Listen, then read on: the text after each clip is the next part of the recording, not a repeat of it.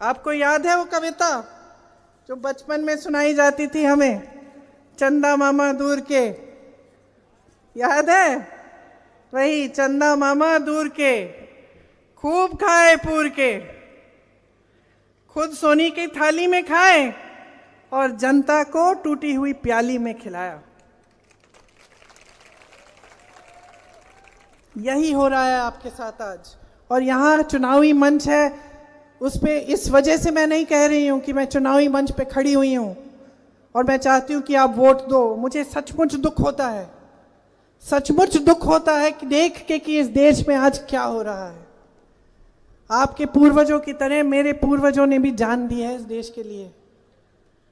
मैंने भी शहादत देखी है अपने पिता की, अपनी दादी जी की।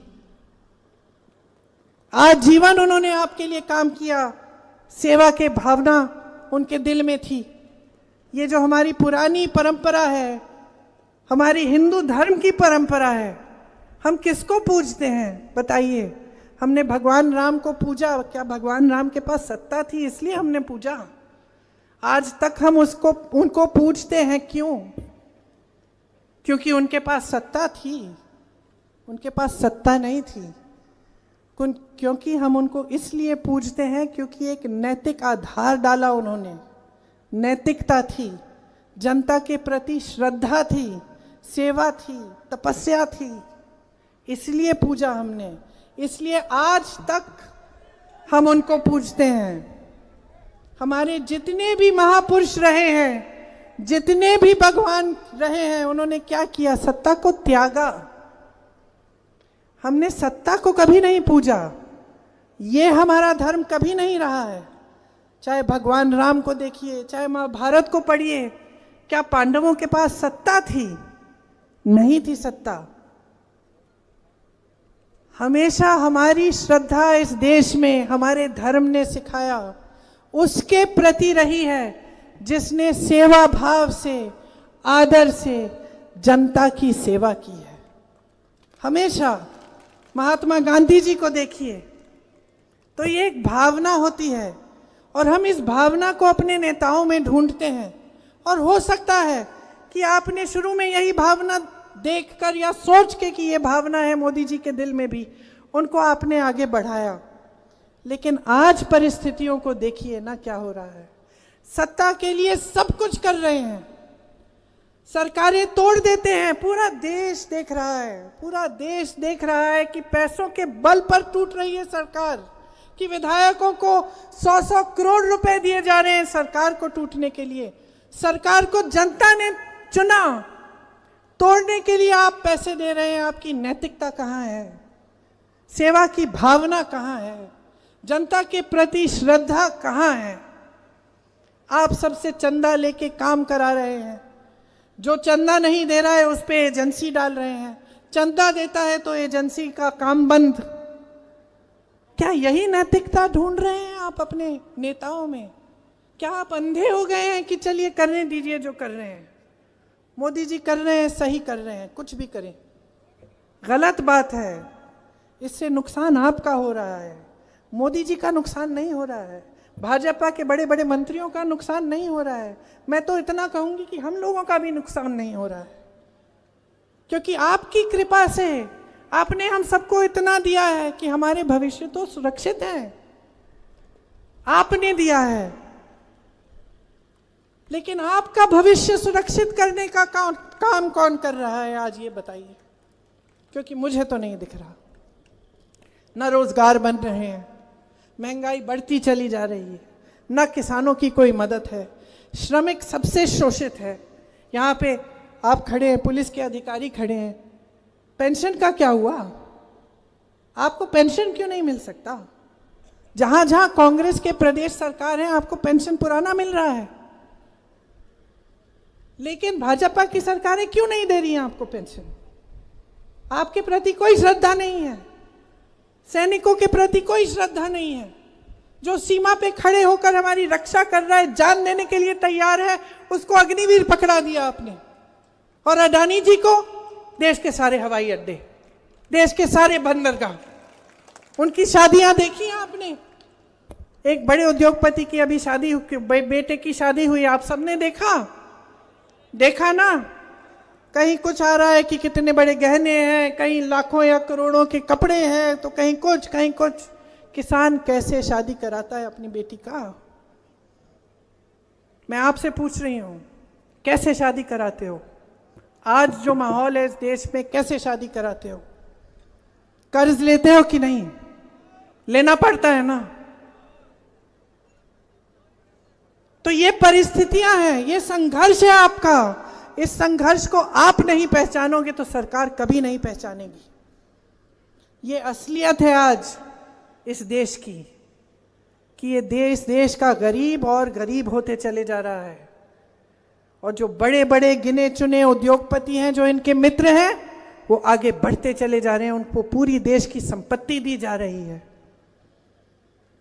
तो जब आपकी पुरानी परंपरा है, आपकी धार्मिक परंपरा है, सामाजिक परंपरा है कि आप अपने नेताओं में सेवा भाव ढूंढें, आपके प्रति श्रद्धा ढूंढें और मांगें, तो आज क्या हो गया है?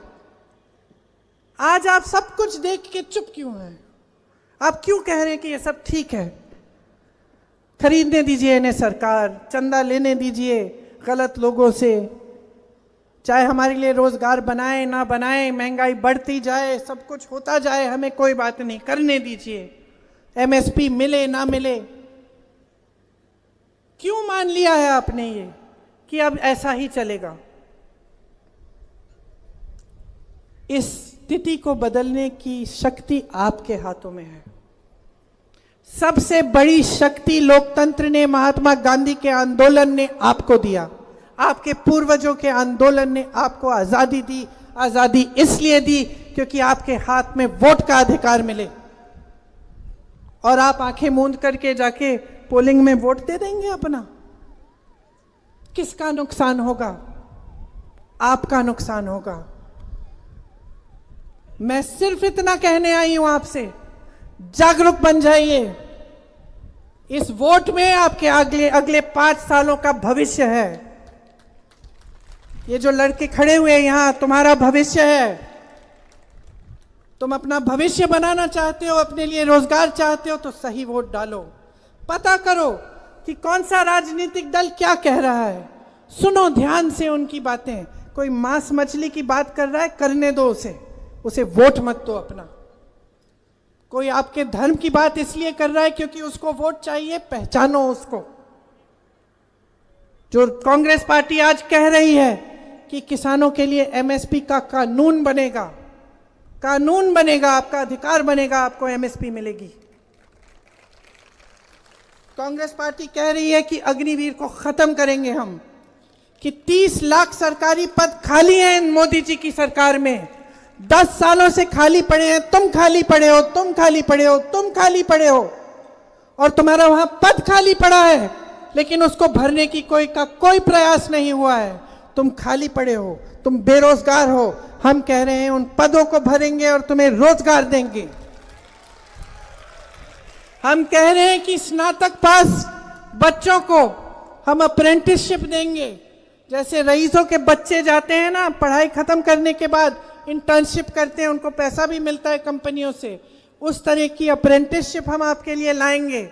1 लाख रुपया मिलेगा आपको जब तक आपकी नौकरी नहीं मिलेगी। 5,000 करोड़ का हम फंड बनाना चाहते हैं कि नौजवान जब अपना कुछ छोटा सा कारोबार शुरू करना चाहता है, उसको उस फंड से पैसे मिले ताकि वो कारोबार शुरू कर पाए। क्योंकि हम चाहते हैं कि छोटी जो कारोबार हैं और मध्यम जो कारोबार हैं उनको हम मजबूत बनाएं ताकि रोजगार बने। एक जॉब कैलेंडर बनेगा। पेपर लीक का बड़ा नुकसान होता है, मैं जानती हूँ कितनी मेहनत करते हैं आप। जब मैं यूपी में काम कर रही थी मैंने बहुत देखा, कुछ बच्चे तो 6-6 सालों के लिए इंतजार कर रहे थे। पेपर लीक हुआ, फिर से दिया, फिर से फीस भरी, फिर से ट्यूशन किया, फिर से लीक हुआ, फिर भी नियुक्ति नहीं हुई। हम एक जॉब कैलेंडर बनाना चाहते हैं जिसमें शुरू से अंत तक एग्जाम का दिन, रिजल्ट का दिन, नियुक्ति का दिन पहले से तय हो जाए। कोई अधिकारी या कोई उसके साथ आगे पीछे करने की कोशिश करे तो उस पर सख्त कार्रवाई हो। और पेपर लीक के खिलाफ हम एक कानून बनाएंगे कि अगर किसी ने उस चीज़ को किया तो सख्त कार्रवाई होगी। मेरी बहनें यहाँ बैठी हैं, सबसे ज़्यादा आप सहती हैं, सबसे बड़ा बोझ आपके कंधों पे है। चाहे आप मेरी पुलिस की बहनें, आप मुस्कुरा रही हैं, आप दिन रात काम करती हैं, फिर भी घर जाती हैं तो बच्चों को संभालती हैं ना, फिर भी आप ही देखती हैं ना कि सबको खाना मिला, कि बच्चे ठीक हैं, पढ़ाई की। सबसे ज़्यादा बोझ महिला उठाती है, चाहे वो खेती में काम करे, चाहे वो नौकरी करे, चाहे वो पुलिस में भर्ती हो, लेकिन बोझ तो वही उठाती है पूरे समाज का। हम इस बात को समझ रहे हैं और हम जान रहे हैं कि इन 10 सालों में मोदी जी ने महिलाओं के लिए बड़ी बड़ी बातें तो की, लेकिन कोई ठोस कदम नहीं उठाए। तो हम चाहते हैं कि हर परिवार में जो सबसे बड़ी महिला है उसको सालाना 1 लाख रुपए मिले, ताकि उसकी थोड़ी बचत हो जाए। 50% जो सरकारी भर्तियां हैं उसमें से 50% महिलाओं को मिलेंगी। मतलब महिलाओं के लिए हम आरक्षित करेंगे, चाहे जितने जो पहले के आरक्षण है उसी के तहत। फिर यहाँ पे चिरंजीवी योजना थी, अब आपने सरकार बदल दी, क्या हुआ कौन बताएगा? लगभग बंद होने के कगार पे है। जो 25 लाख का मुफ्त इलाज मिलने लगा था आपको, वो अब 5 लाख तक आ गया है।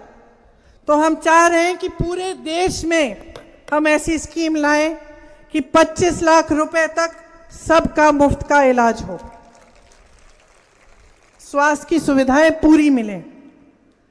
मैंने किसानों की बात की, आपके ऋण माफी की बात की। आपको मालूम होगा कि कहाँ कांग्रेस की जहाँ सरकारें हैं वहाँ पे किसानों के ऋण माफ किए गए हैं। हम देश भर में किसानों के ऋण को माफ करने के लिए एक आयोग बनाएंगे जो स्थायी आयोग होगा। ऐसा नहीं होगा कि एक समय ऋण सबके माफ हो गए, लेकिन जिसका ऋण है वो उस आयोग में जाकर अपने ऋण माफ लगातार करा पाएंगे। फसल का जो नुकसान होता है उसका मुआवजा आजकल आपको मिलता नहीं ठीक ढंग से। आपके फसल के नुकसान के मुआवजे के लिए 30 दिन के अंदर अंदर पूरा मुआवजा मिलने के लिए हम कानून बनाएंगे। नई कृषि की आयात निर्यात की नीति बनाएंगे।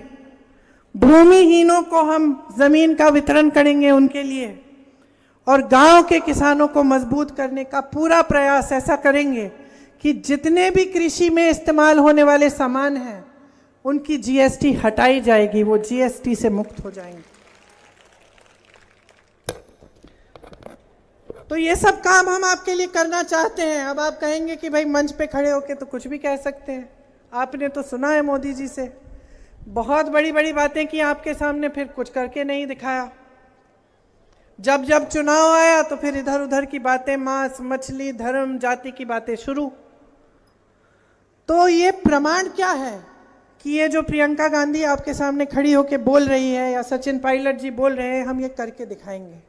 इसका प्रमाण ये है, आप देखिए कि कांग्रेस की सरकारें किस प्रदेश में है और वहाँ क्या काम हो रहा है। कांग्रेस की सरकार कर्नाटका में बनी, हमने चुनाव से पहले गारंटी दी थी कि महिलाओं को 2000 रुपये हर महीने मिलेंगे, वो आज मिल रहे हैं। हमने छत्तीसगढ़ में कहा था ओपीएस लागू होगा, ओपीएस लागू हुआ वहाँ पे जब हमारी सरकार थी। हमने हिमाचल में कहा कि ओपीएस लागू होगा, आज लागू है। हमने हिमाचल में कहा कि 1500 रुपये हर महीने महिलाओं को मिलेंगे, वो देना शुरू कर दिया है। तो आपको जागरूक बन के देखना चाहिए कि ये जो कह रहे हैं इसमें सच्चाई है कि नहीं। आपको पता चलेगा कि कांग्रेस की जहाँ जहाँ सरकार है वहाँ हम काम करके दिखा रहे हैं। हम समझते हैं कि ये देश आस्था का देश है। हमारी आस्था आपसे जुड़ी है, आप देश की जनता हो।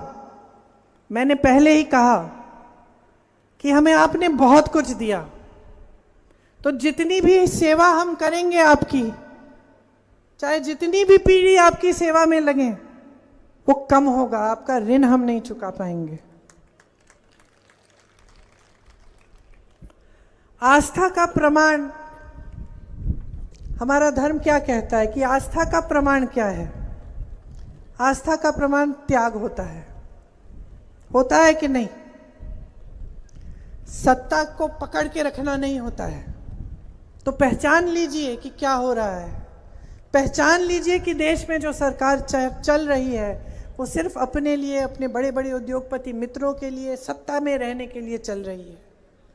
खुला सबके सामने बोल देते हैं कि हम सरकार तोड़ डालेंगे, आपने वोट दिया कोई बात नहीं, हम इसको तोड़ देंगे। सब जानते हैं कि कैसी तोड़ी जा रही है, पैसों के बल पर। तो आज जो आस्था मेरे दिल में आपके प्रति है, इस देश के जनता के प्रति है, उसको मन में रखते हुए मैं आपके सामने खड़ी हूं। और मैं फिर से आपको सिर्फ ये बात कहना चाहती हूं कि ये देश आगे बढ़ा है क्योंकि आप जागरूक रहे हैं।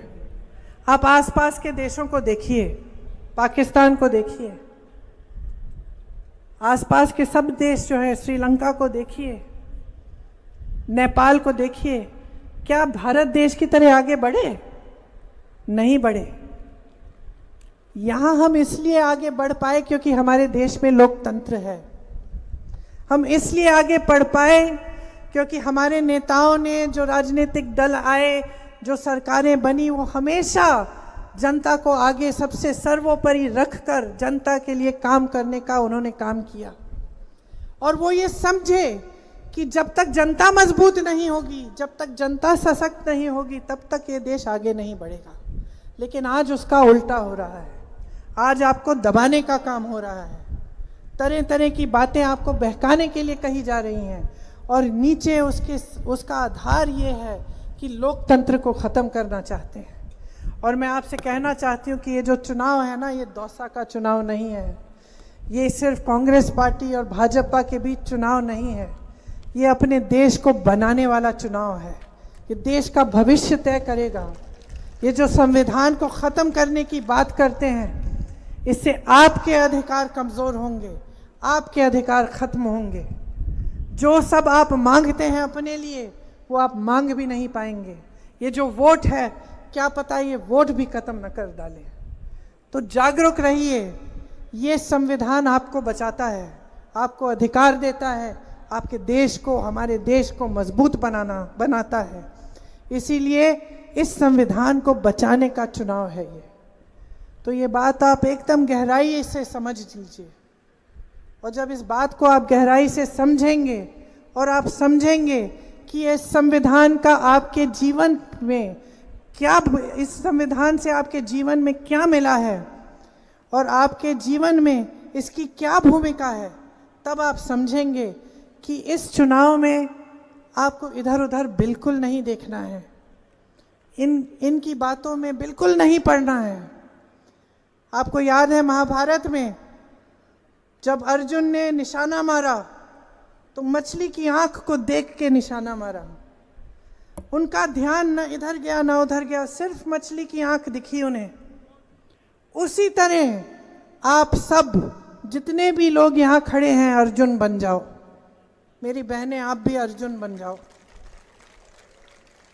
अपना ध्यान अपने ऊपर और कहीं नहीं, किसी नेता पे नहीं, किसी राजनीतिक दल पे नहीं, किसी की बातों पे नहीं, किसी मांस मछली की बातों पे नहीं, धर्म की बातों पे नहीं, जाति की बातों पे नहीं, अपने भविष्य पर अपना ध्यान रखो।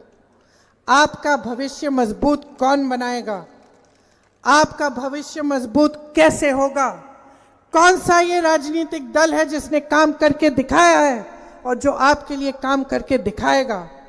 इसी पे अपना ध्यान रखो। अपने भविष्य को मजबूत बनाओ, जागरूक बनो और इस देश को इन लोगों से बचाओ। यही आग्रह है मेरा, क्योंकि जो हो रहा है वो गलत हो रहा है।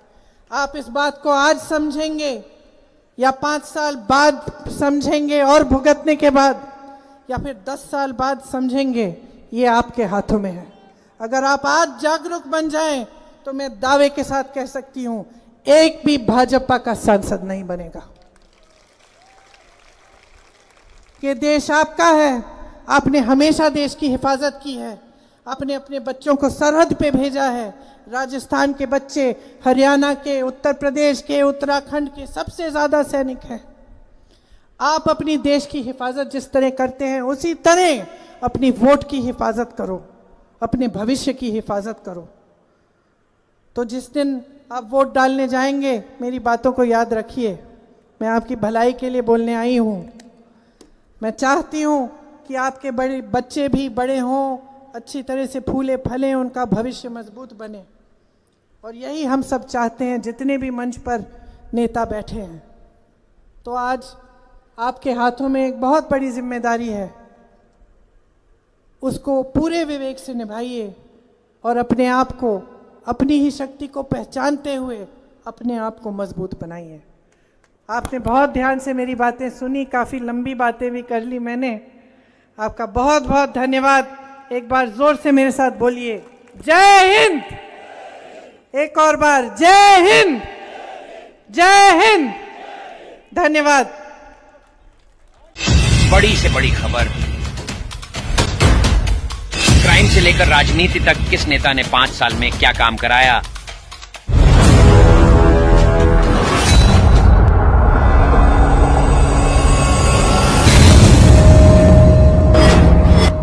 मिलेगी सबसे पहले हर खबर चेंजिंग फ्यूचर न्यूज पर, जो बदलेगा आपका